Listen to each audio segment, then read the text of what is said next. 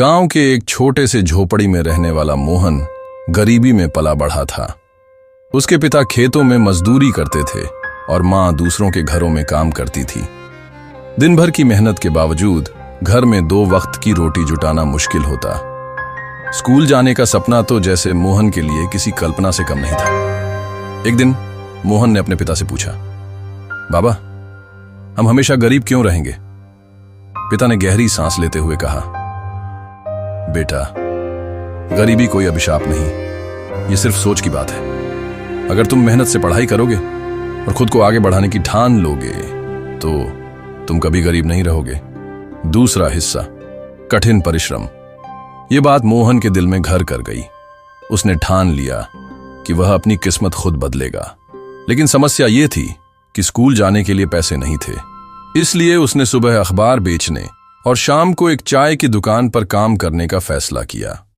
दिन में वह स्कूल जाता और रात को स्ट्रीट लाइट के नीचे पढ़ाई करता। गांव के कई लोग उसे ताने मारते, इतनी मेहनत करके भी क्या मिलेगा? गरीब के बच्चे के लिए बड़ा आदमी बनना संभव नहीं। लेकिन मोहन ने इन बातों को अनसुना कर दिया और अपनी मेहनत जारी रखी। तीसरा हिस्सा, सफलता की राह। मोहन की मेहनत रंग लाई।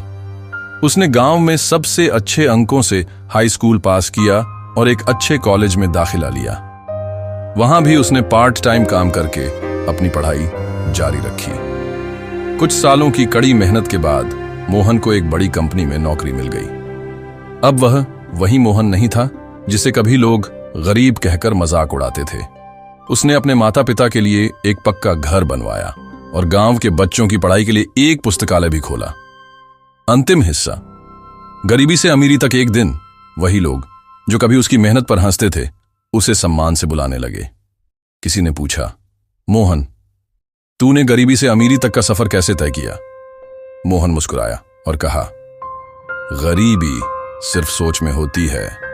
मेहनत से हर कोई अमीर बन सकता है।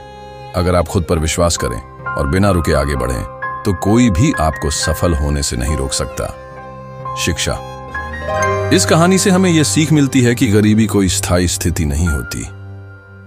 अगर इंसान सच्ची मेहनत और मजबूत इरादों से आगे बढ़े तो वह अपनी तकदीर खुद लिख सकता है।